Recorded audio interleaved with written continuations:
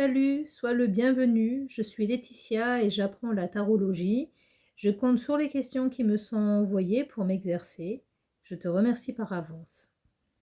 J'ai posté dans la section post de YouTube le fil de la semaine 19.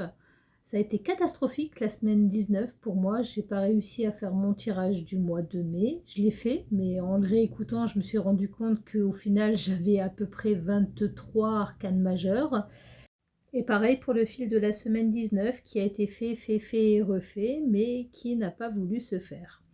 Donc pour cette semaine 20, j'ai tiré avec mon tarot d'Osho, le tarot de la transformation, deux cartes qui se sont présentées. La carte du désir et la carte de l'authenticité. Alors c'est parti pour la lecture du livret d'accompagnement sur le désir, le bol magique du mendiant. La parabole d'abord. Lorsque vous désirez quelque chose, votre joie dépend de l'obtention de cet objet. S'il vous est refusé, vous êtes malheureux. Si vous l'obtenez, vous êtes heureux, mais que momentanément. Comprenez-le bien. Chaque fois que votre désir est satisfait, il ne l'est que pour la durée pendant laquelle vous ressentez de la joie. Ce n'est que passager, car dès l'instant où vous l'avez obtenu, le mental désire à nouveau davantage, désire autre chose. Le mental n'existe que dans le désir, donc il ne vous laisse jamais sans désir.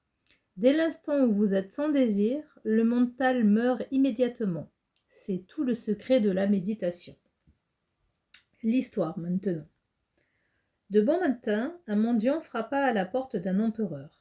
L'empereur était sur le point de sortir pour une promenade matinale dans son beau jardin. Sans cela, il aurait été difficile au mendiant d'obtenir une entrevue, mais là il n'y avait personne pour l'en empêcher. « Que veux-tu » dit l'empereur. « Avant de poser cette question, réfléchis-y à 2 fois, répondit le mendiant. L'empereur n'avait jamais vu un homme d'une telle trempe, un véritable lion.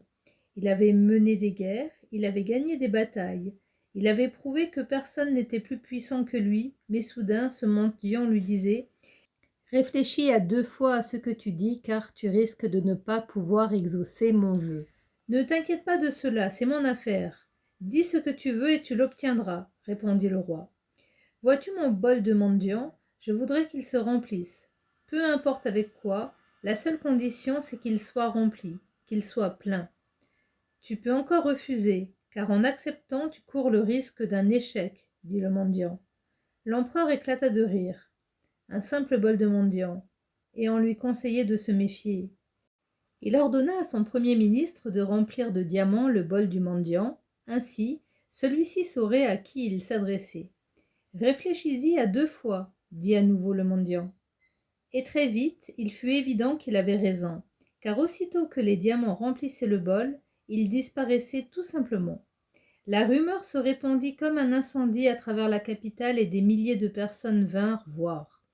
Lorsqu'il n'y eut plus de pierres précieuses, le roi dit « Apportez tout l'or et tout l'argent, tout, tout mon royaume et tout mon prestige sont en jeu. » Mais le soir venu, tout avait disparu et il ne restait que 2 mendiants, dont l'un avait été l'empereur.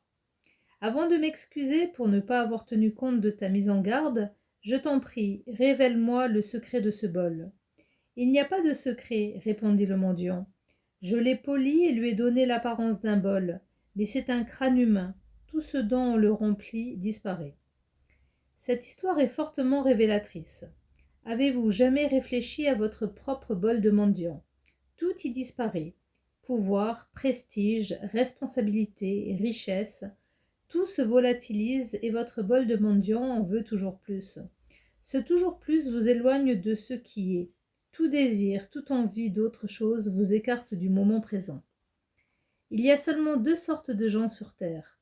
La plupart courent après des fantômes. Leur bol de mendiant les accompagne jusque dans la tombe. Une très faible minorité, 1 sur 1 million, arrête de courir, abandonne tout désir, ne demande rien, et soudain découvre tout à l'intérieur de lui-même. Fin de l'histoire de la carte du désir. Je prends cette leçon du désir très à cœur, car quelque part ça reflète, je pense, l'incapacité dont j'ai été la victime ces quelques jours derniers. Rien n'arrive par hasard. parce que je pense avoir eu les yeux plus gros que le ventre. J'ai commencé à me demander combien de fois mes posts ont été regardés, qu'est-ce que je peux faire pour développer plus ma chaîne. Et au final, quand je l'ai créée, cette chaîne, c'était pas du tout pour devenir une nouvelle quoi d'ailleurs. C'était pour apprendre. Je me présente à vous comme votre serviteuse au niveau de mes cartes, car grâce à vous, vous m'élevez et vous me remplissez de savoir ce qui fait mon apprentissage. Pour la carte de l'authenticité, je vous mets le lien de la lecture qui a déjà été faite dans la description de cette vidéo. Je vous remercie de m'avoir écouté. Bienvenue à ceux qui m'ont rejoint. Une excellente semaine 20 et je vous embrasse. Bye bye. Merci de m'avoir écouté encore une fois.